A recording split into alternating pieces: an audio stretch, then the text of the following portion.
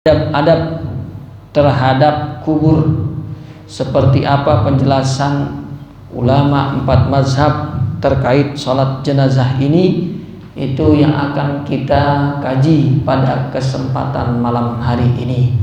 Sebelum kita baca pembahasan tentang sholat jenazah, mari sama-sama kita awali dengan pembacaan suratul Fatihah. Dan niatkan bacaan suratul Fatihah ini untuk sang mu'alif, pengarang kitab Al-Fiqhul Islami wa Adillatuh, almarhum al-maghfurlah Profesor Dr. Wahbah Az-Zuhaili. Mudah-mudahan dengan pembacaan suratul Fatihah Allah tinggikan derajat beliau berkat ilmu yang dia tinggalkan. Ilmu yang kita dapati bisa menjadi ilmu yang bermanfaat. Anak cucu kita Allah jadikan anak cucu yang soleh dan solehah. Al-Fatihah. A'udzubillahi minasyaitonirrajim. Bismillahirrahmanirrahim. Alhamdulillahirabbil alamin arrahmanir rahim maliki yaumiddin. Iyyaka na'budu wa iyyaka nasta'in. Ihdinas siratal mustaqim. Siratal ladzina an'amta 'alaihim ghairil maghdubi 'alaihim waladdallin. Amin ya rabbal alamin. Salatul bismillahirrahmanirrahim. Salatul janazah bi fathil jim au kasriha. Bisa dibaca jimnya fathah, bisa juga dibaca jimnya kasroh. Dua-duanya termasuk bacaan yang benar. Berarti bisa kita bilang sholatul janazah, bisa juga sholatul jinazah. Sama, dua-duanya termasuk bahasa Arab fushah, jim fathah maupun jim kasroh. Al-matlabul awal, pembahasan awal. Ma yutlabu minal muslim qoblal maut wa ma yustahabbu halatal ihtidor wa ba'dal mauti minat tajhiz. Pembahasan yang pertama sebelum masuk tentang sholat jenazah, di sini kita akan bahas apa yang mesti dilakukan seorang muslim sebelum dirinya meninggal dunia, dan apa yang disunnahkan sesama muslim ketika melihat saudara kita sakratul maut, dan apa yang kita mesti lakukan setelah dia meninggal dunia.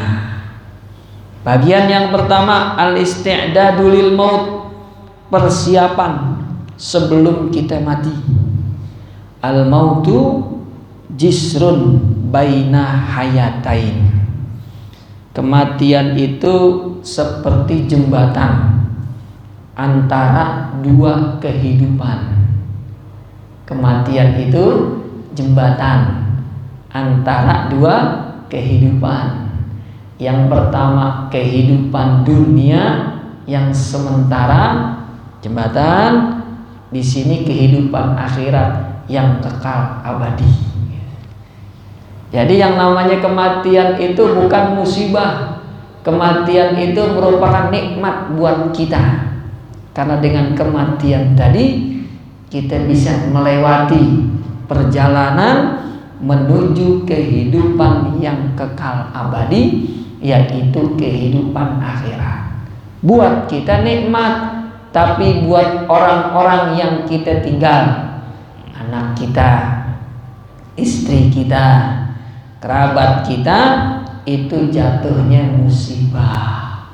Buat kita jatuhnya nikmat. Layaknya orang pulang kampung. Orang kalau pulang kampung senang apa sedih? Kira-kira apa? Senang. Orang kalau sekolah tiba-tiba bel berbunyi jam 10 pagi, anak-anak hari ini pulang cepat karena guru mau rapat. Begitu pulang, senang gak tuh anak-anak kira-kira? Senang, mukul-mukul meja. Orang yang pulang itu nikmat, bukan musibah. Maka ketika kita ya menemui ajal kita, maka itu satu kenikmatan yang sangat besar. Di antaranya kita akan menikmati hasil amal soleh, balasan amal soleh yang kita lakukan selama ini di dunia. Kita sedekah, kita baca Quran, belum dibalas sama Allah di dunia, belum. Kalaupun sedekah kita ditambahin lagi nikmat kita, itu bukan balasan, itu baru DP. Begitu. Balasannya kapan? Ketika kita masuk ke dalam kehidupan akhirat. Faman amila sholihan fi dunyahu naja min su'il hisabi wal azab. Wa man amila su'an kana minal mu'azzabin fi nari jahannam illa ayyafuwallahu anhu. Kalau kita di dunia banyak melakukan amal soleh, maka kita akan selamat dari azab akhirat. Sebaliknya, barang siapa yang di dunia melakukan amal keburukan, maka dia akan diazab di dalam neraka jahanam. Jadi kematian ini ya penyambung antara kehidupan dunia dan kehidupan akhirat. Wal mustahabbu likulli insanin zikrul mauti wal isti'dad lahu. Bagi kita sebagai orang yang beriman diperintahkan untuk selalu mengingat kematian dan mempersiapkan kedatangannya. Sebelum kita meninggal ya, maka kita sudah melakukan satu sunnah yang Nabi perintahkan, yaitu bikin wasiat kepada anak, istri dan keluarga yang akan kita tinggal. Itu sebelum meninggal. Dalam hadis kata Rasulullah, man mata walam yusi mata maitatal jahiliyah. Siapa yang meninggal dunia gak sempet berbuat wasiat, maka dia mati dalam keadaan jahili. Wa man mata ala wasiyatin, tapi sebaliknya, barang siapa yang meninggal dunia dia sudah memberikan wasiat kepada keluarganya, ya, sebelum meninggal udah bikin wasiat, ya. Mata fi sabilillah, maka orang tadi meninggal dalam keadaan di jalan Allah Subhanahu wa ta'ala. Makanya kita disunahin bikin wasiat. Yang namanya wasiat ada dua, ada wasiat harta, ada wasiat non harta. Bapak Ibu, sahabat Nabi yang paling kaya raya yaitu Utsman bin Affan radhiyallahu an, wasiat dia itu tidak berkaitan dengan harta. Wasiat dia itu berkaitan dengan non materi. Ditulis di kertas oleh Utsman bin Affan, yashhadu alla ilaha illallah wa yashhadu anna Muhammadar Rasulullah, annal mauta haqqun, ittaqullah haitsuma kuntum.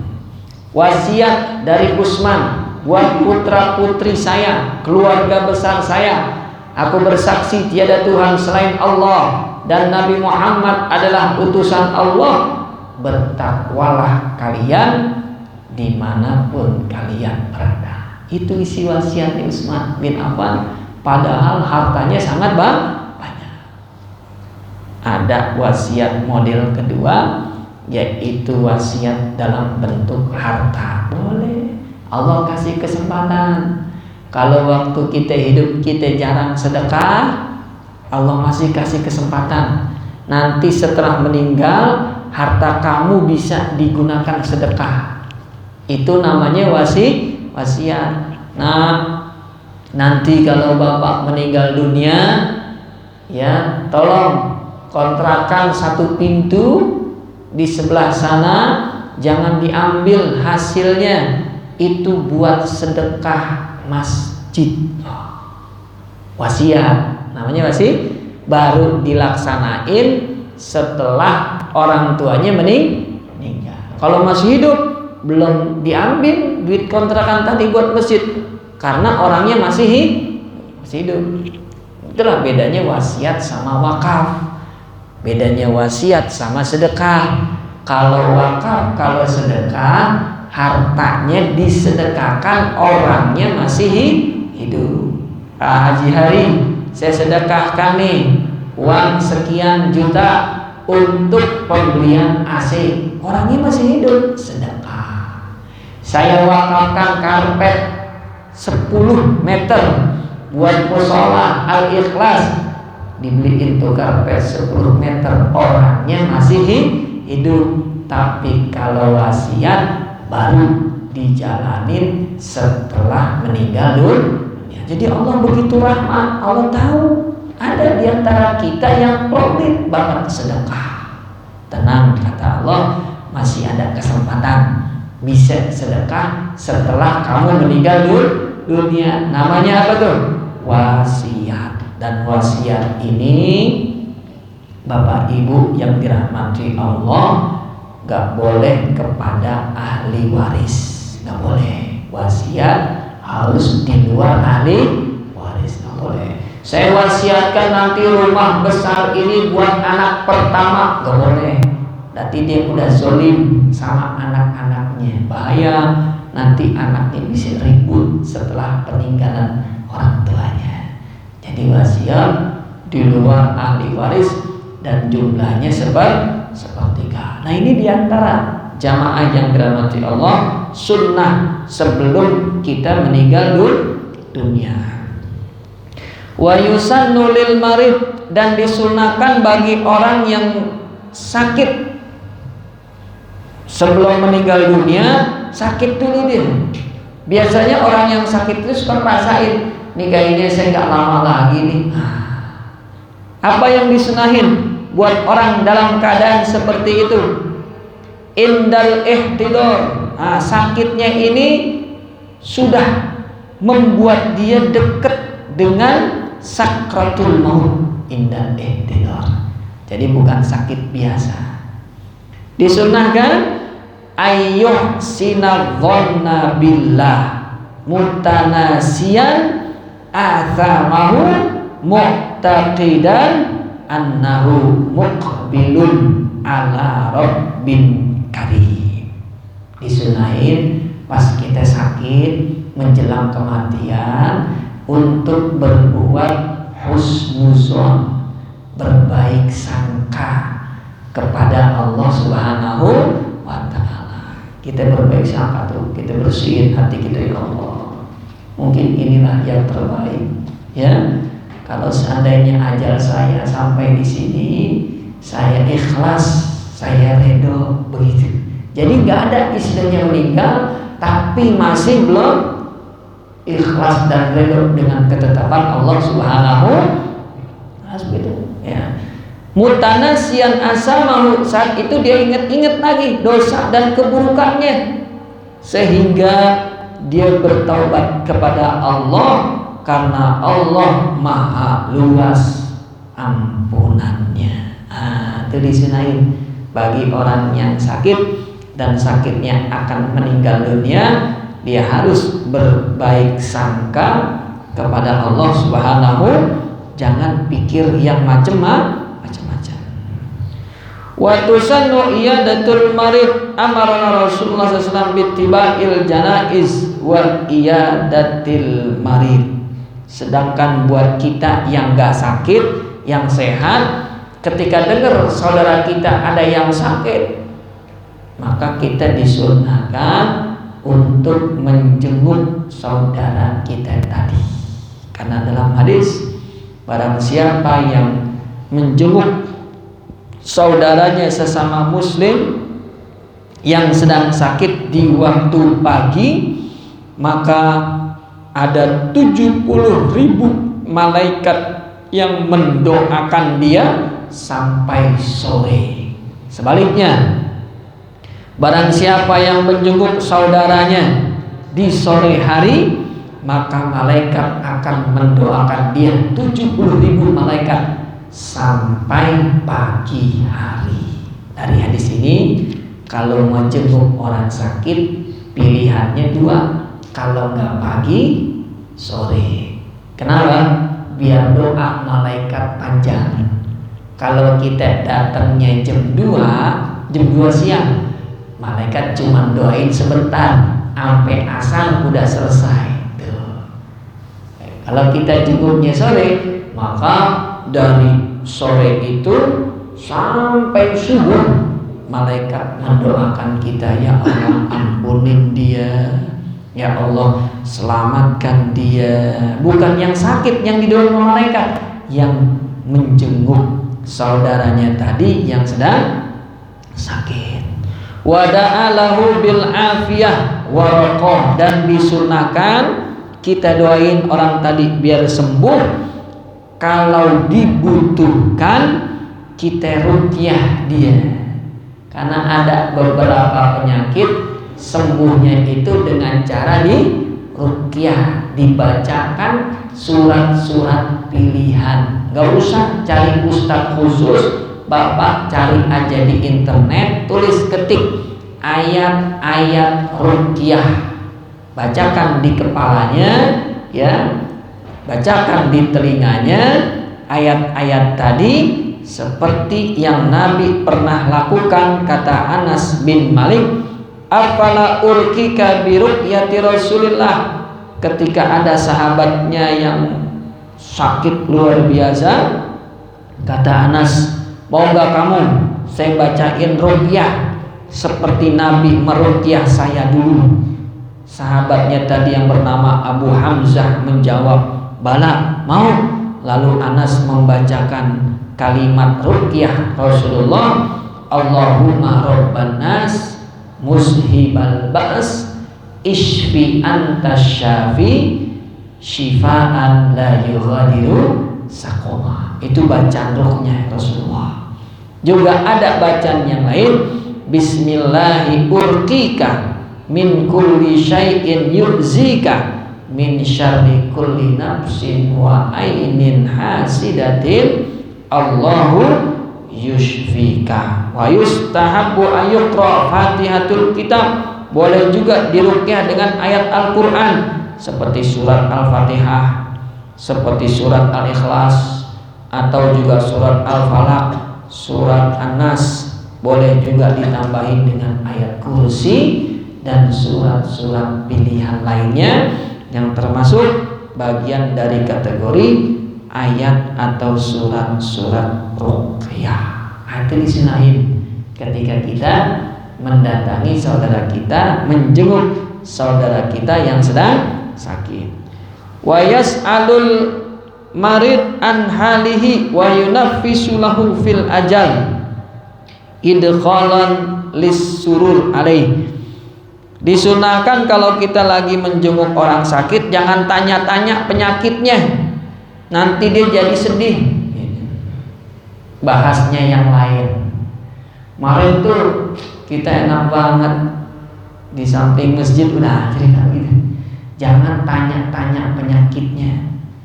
Emang bapak sakit kayak gini udah berapa lama bapak? Gara-garanya apa sih dulu pak? Tambah sedih dia. Jangan tanya penyakitnya, bahas yang lain, bahas yang lain. Wala yutilul julus, jangan berlama-lama jenguk orang sakit 2 jam kagak pulang-pulang, kesianan banget dia, ya kan? Yang namanya jenguk orang sakit, ya jangan lama-lama. Wa tukrahul wasaton nahar, dimakruhkan datangnya pas siang hari, karena siang hari itu waktu dia istirahat.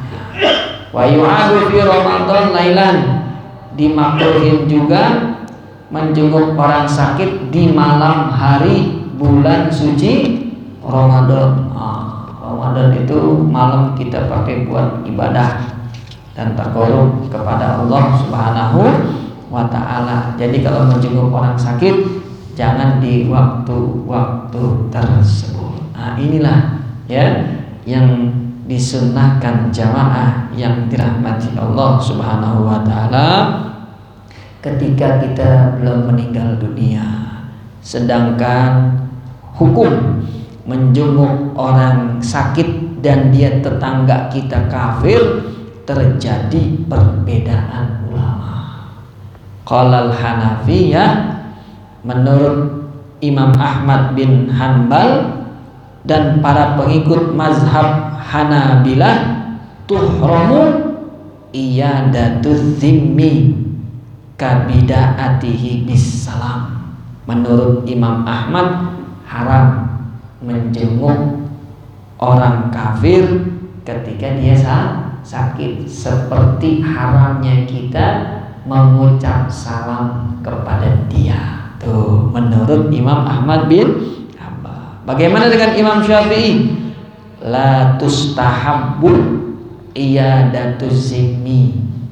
Kalau menurut Imam Syafi'i tidak disunahkan, berarti hukumnya boleh, nggak sunnah. Tapi kalau dikerjakan jatuhnya boleh, dengan catatan karena hunaka jawar, dia itu tetangga dekat kita. Kalau nggak ada urusan sama tetangga, orang kafir sakit nggak usah dijenguk, begitu. Al-Qorobah, kata Imam Syafi'i, atau dia termasuk kerabat kita, masih ada hubungan darah, datengin, ya. Birojai islamihi, karena kita berharap mudah-mudahan saudara kerabat kita tadi bisa masuk Islam. Tuh, kalau orang kafir tidak disunahkan kecuali kalau kita berharap dia tadi bisa masuk Islam. Itu catatan dari Imam Syafi'i, karena beliau ingat ada hadis Nabi jenguk tetangganya Yahudi yang sakit dengan niat apa? Dia masuk Islam. Ternyata benar, begitu Nabi jenguk, anak tadi masuk, ya, bersyahadat sebelum dia meninggal dunia. Setelah dia bersyahadat masuk Islam, Nabi senang, alhamdulillah. Gak lama, beberapa saat kemudian, anak tadi pun menghembuskan nafasnya yang terakhir. Nabi keluar dari rumah tadi berkata, alhamdulillahillazi anqazahu minan nar. Alhamdulillah, segala puji bagi Allah yang telah menyelamatkan dia dari siksaan api neraka. Itu sunnah-sunnahnya. Dan sunnah yang biasa kita lakukan adalah talqinus syahadah.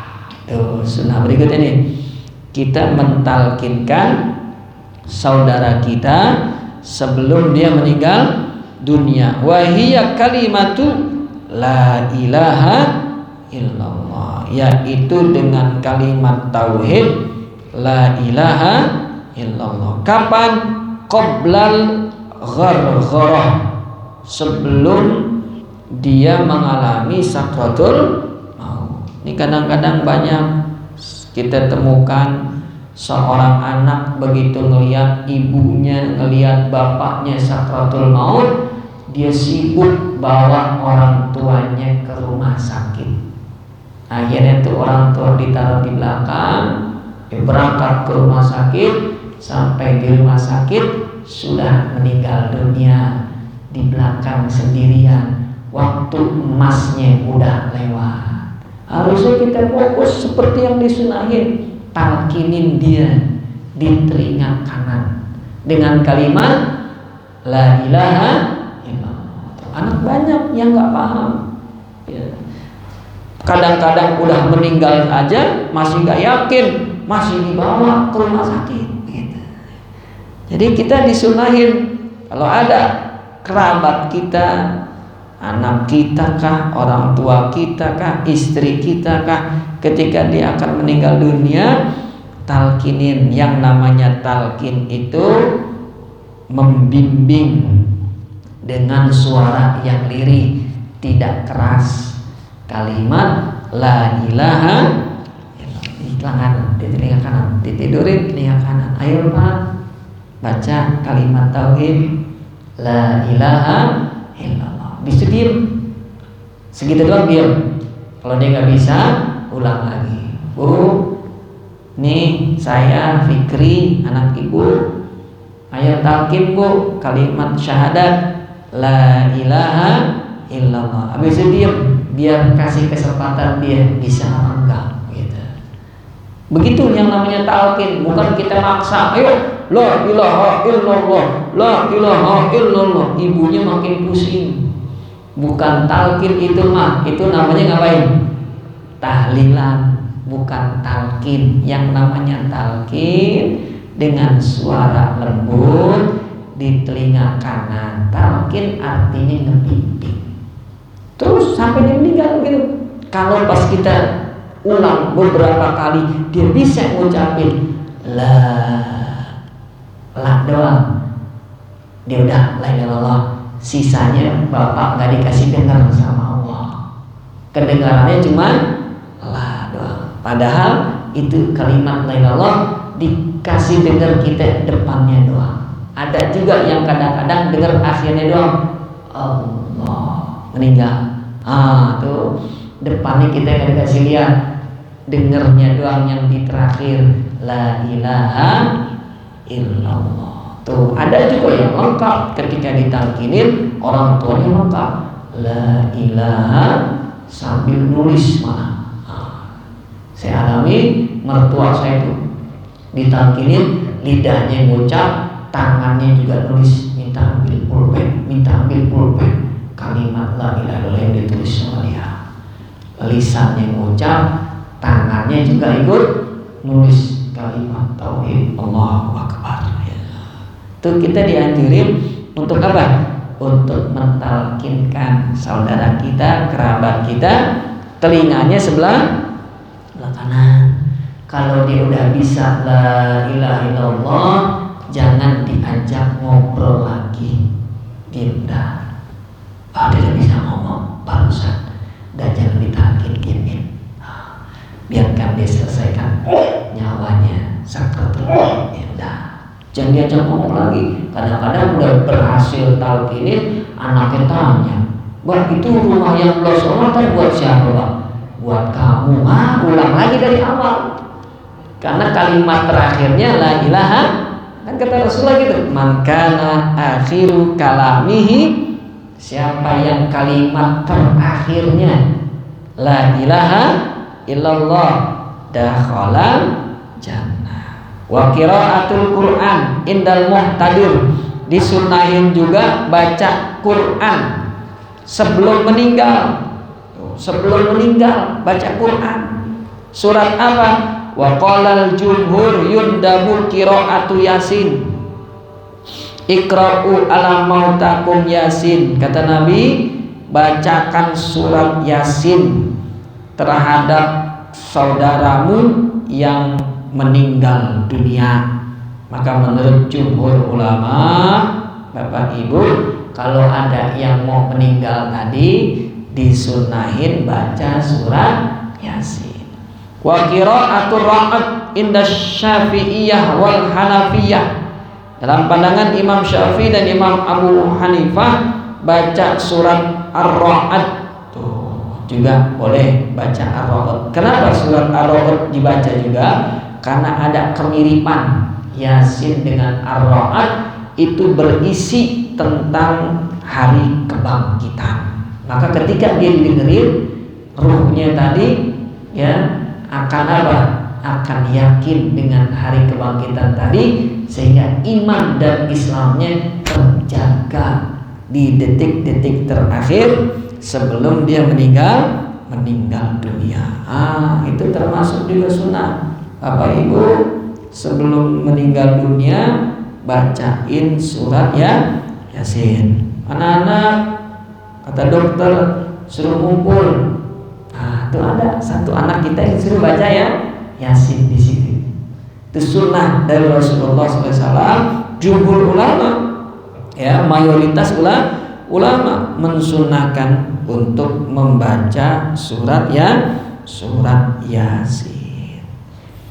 Wa qala al-jumhur ghairal hanabilah la ba'sa bi i'lamin nas bimauti insan. Juga dalam pandangan jumhur, ketika dia meninggal tadi gak jadi masalah. Info kematian dia diumumkan kepada khalayak ramai, seperti yang dilakukan kita tuh. Kalau ada yang meninggal kan nanti ada suara speaker, inna lillahi, ya kan, wa inna ilaihi, boleh. Itu namanya dalam bahasa Arab an-na'yu, ngumumin, informasiin. Kalau zaman sekarang ya itu make apa tuh, bunga ucapan, ya kan? Itu tidak diperkenankan. Kenapa? Karena mubazir, buang-buang uang, nggak cukup ya. Lagi dia nggak ada manfaatnya buat si mayit. Mendingan kiriman bunga 500.000 sedekahin atas nama dia. Wah, senang luar biasa ya. Jadi budaya di kita itu ngirim apa? Bunga. Itu tidak dianjurkan gitu. Sebaiknya diganti saja ya dengan kiriman pahala sedekah buat si almarhum yang tadi meninggal dunia. Wa yusannul isra bitajhiz, dan disunahkan untuk mempercepat proses penguburan jenazah. Jangan lama-lama, jangan ditunda-tunda. Meninggalnya sore, maka paling lama banget habis subuh udah dikuburin, tuh paling lama banget. Sore jam 4, maka habis subuh jangan lama-lama, subuh disolatin, habis itu dikuburin tuh.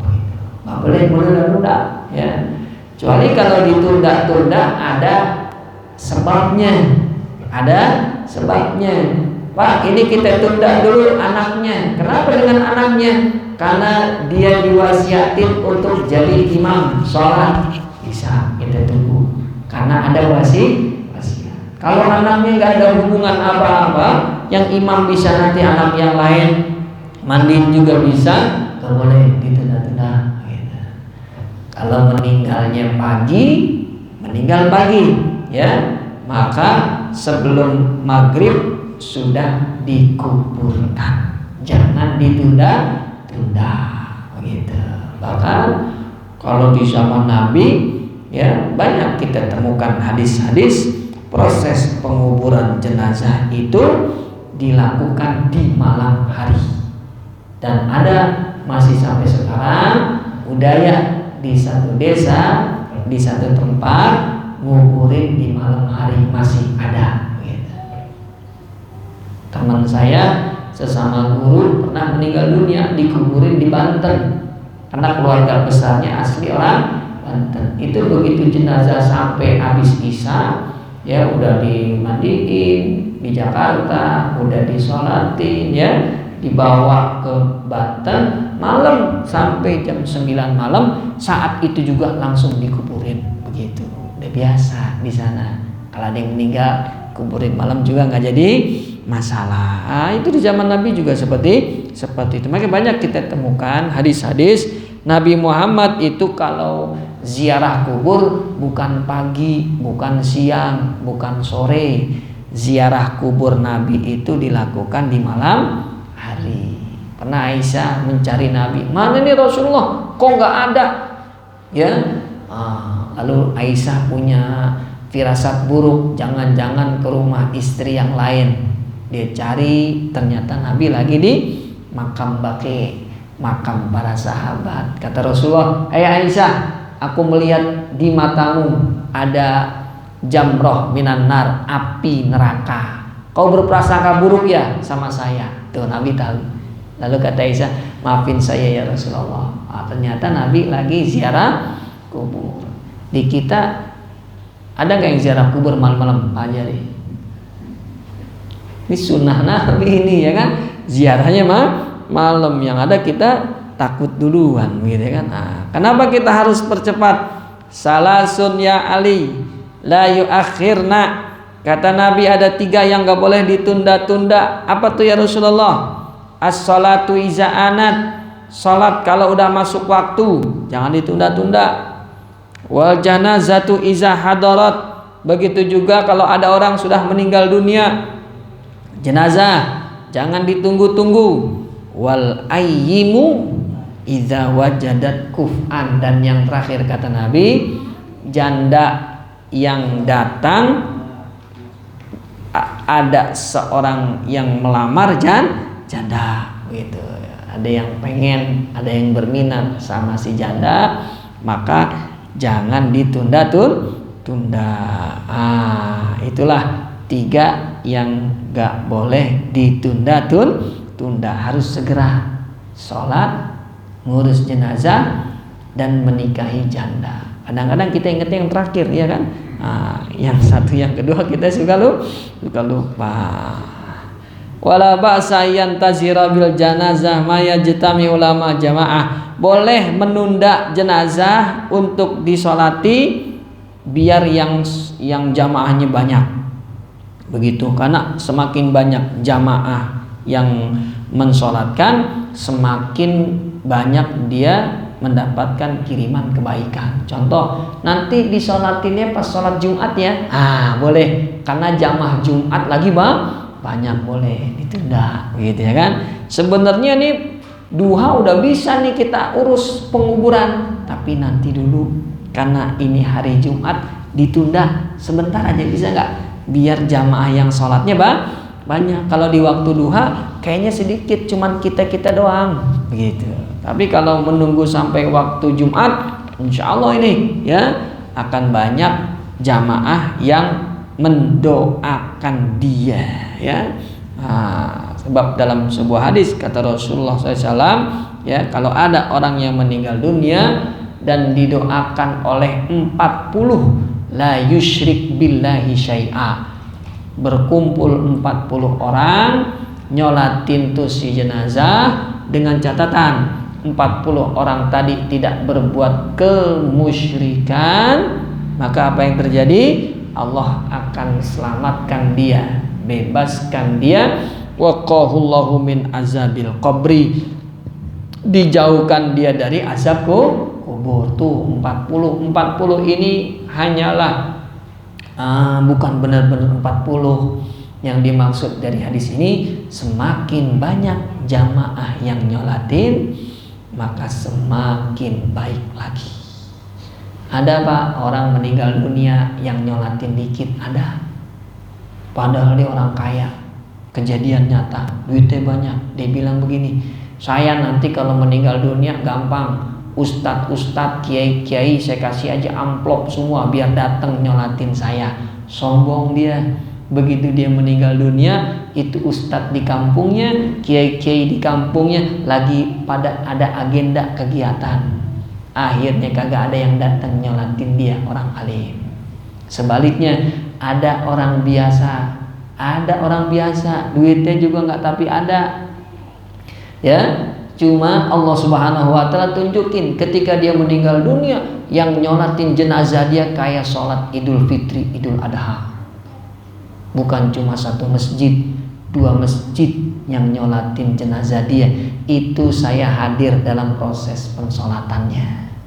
Di masjid yang pertama, tempat dia hijrah, karena dia sempat pindah. Di situ dia menetap tempat baru, bermuamalah dengan masyarakat sebelum dibawa ke kuburan. Karena kuburan keluarganya ada di tempat yang lama, kata jamaah sekitar, jangan dibawa dulu, kita mau nyolatin dia, kita kenal dia orang soleh, sholatin kita di situ. Banyak banget yang nyolatin. Habis itu dibawa baru ke tempat pemakaman, kata saudara-saudaranya di sana, jangan dikuburin dulu, kita sholatin lagi di sini, banyak yang mau nyolatin. Itu saya naik lantai atas di masjid, kanan kiri penuh di dalam masjid, begitu juga di luar masjid, mirip kayak sholat Idul Adha, Idul Fitri. Cari tahu, ternyata ini almarhum begitu di masa hidupnya banyak bantuin orang, dan yang dibantu tidak dikasih tahu ke orang lain. Ada yang dikasih bantuan, udah nggak bisa bayar, ya udah nggak apa-apa, dibantuin. Banyak kebaikan dia kepada orang lain, saudaranya, kerabatnya aja nggak tahu kebaikan dia kepada orang lain, dan muamalahnya bagus sama orang, ya, nggak pernah bikin usil, nggak pernah bikin ribut, mudah bergaul, mudah bermasyarakat. Itu modalnya. Kenapa ketika meninggal dunia Allah tunjukin bukan harta yang berbicara, tapi akhlakul karimah yang akan ya kita lihat ketika kita meninggal nanti. Kalau kita ingin nanti meninggal dunia banyak yang nyolatin, Pak, maka kita harus mudah juga nyolatin orang. Lagi di mana nih kita? Lagi jalan-jalan, lagi di transit, misalnya di rest area, tiba-tiba ada jenazah yang meninggal di sana. Jangan pergi dari masjid tersebut, sholatin. Orang yang gampang nyolatin orang lain, nanti pas ketika meninggal banyak yang nyolatin. Begitu juga kalau pengen banyak yang doain, kita biasain lisan kita doain orang yang udah meninggal. Salah satunya gimana? Lewat kuburan. Apa yang kita lakukan? Doain mereka. Allahumma gfir lahum. Cukup begitu kan? Minal muslimina.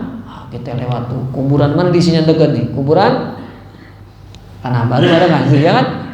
Pas turunan tuh. Doain begitu. Nanti hal jazaul ihsani ilal ihsan, kata Allah. Apa yang biasa kita lakukan balasannya sama. Ntar kita meninggal dunia yang doain kita banyak. Kalau nggak percaya buktiin aja. Buktiin. Kalau nggak percaya udah banyak buktinya yang demikian, karena memang janji dari Allah Subhanahu wa ta'ala. Yang terakhir sebelum seorang meninggal dunia dan diurus ya jenazahnya tadi, al-isra bi qadaiddin, dianjurkan kita untuk melunasi hutang-hutang kita. Mana nih hutang kita yang belum selesai, kita bayarin. Kalau emang nggak sanggup bayar, tulis wasiat. Nah, Bapak punya hutang sekian sama si fulan, tolong kau bayarkan. Begitu. Duitnya dari mana? Diambil dari harta warisannya. Belum boleh dibagiin ke ahli waris kecuali utangnya udah dibayarkan. Nah, inilah jamaah yang mati Allah Subhanahu wa ta'ala, sunnah atau yang dianjurkan kita sebelum menemui ajal kematian. Silakan Bapak Ibu, bagi yang ingin bertanya saya berikan kesempatan. Wallahu a'lam bishawab.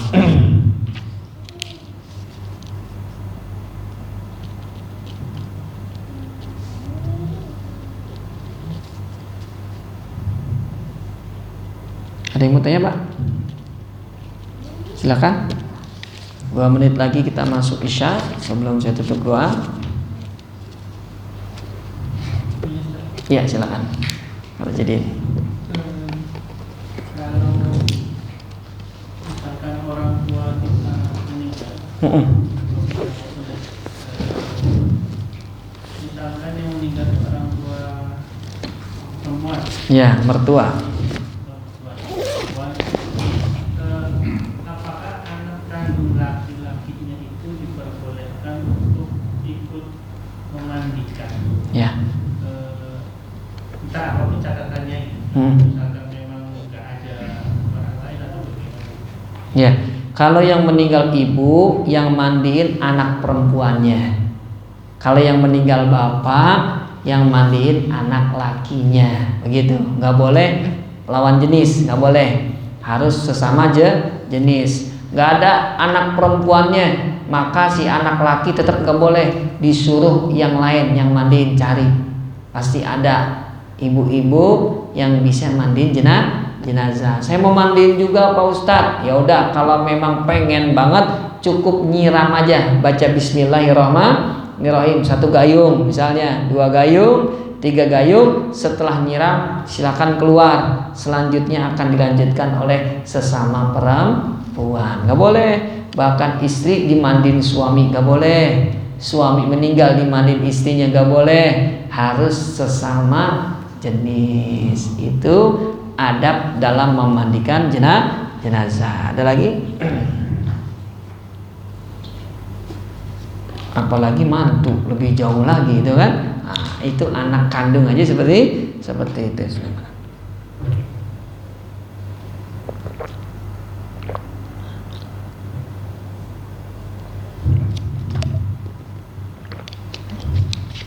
Tidak ada, cukup ya. Kalau tidak ada, mari sama-sama kita baca surat Al-Fatihah.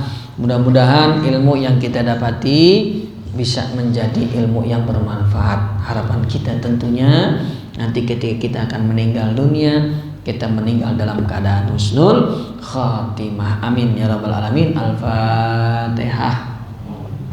Auzubillahi minasyaitonirrajim. Bismillahirrahmanirrahim. Alhamdulillahirabbil alamin arrahmanirrahim maliki yaumiddin. Iyyaka na'budu wa iyyaka nasta'in. Shiratal mustaqim shiratal ladzina an'amta 'alaihim ghairil maghdubi 'alaihim waladdallin. Amin. Wa'fu anna ya karim wa'fu anna ya rahim ya arhamar rahimin. Arhamna warham aba'ana waghfir li ummahatina warhamhum kama rahimuna shighara wa li jami'il muslimina wal muslimat wal mu'minina wal mu'minat al-ahya'i minhum wal amwat innaka sami'un qaribun mujibud da'awat ya qadiyal hajat. Allahumma anfa'na bima 'allamtana wa 'allimna ma yanfa'una wa zidna ilman nafi'a. Rabbana hab lana min azwajina wa dzurriyyatina qurrata a'yun waj'alna lil muttaqina imama. Allahumma inna nas'aluka husnal khatimah wa na'udzubika min su'il khatimah. Allahumma adfa'anna al-bala wal waba wal fasha wal mihan ma zahara minha wa ma batan an baldatina hazi Indonesia wa sa'ira buldanil muslimina ammah. Rabbana atina fid dunya hasanah wa fil akhirati hasanah wa qina azabannar. Wa sallallahu ala sayyidina Muhammadin wa alihi wa sahbihi wa sallim walhamdulillahi rabbil alamin. Demikian dari saya, mohon maaf bila mana ada kekurangan dan kesalahan. Hadanallah wa iyyakum ajmain. Assalamualaikum warahmatullahi wabarakatuh.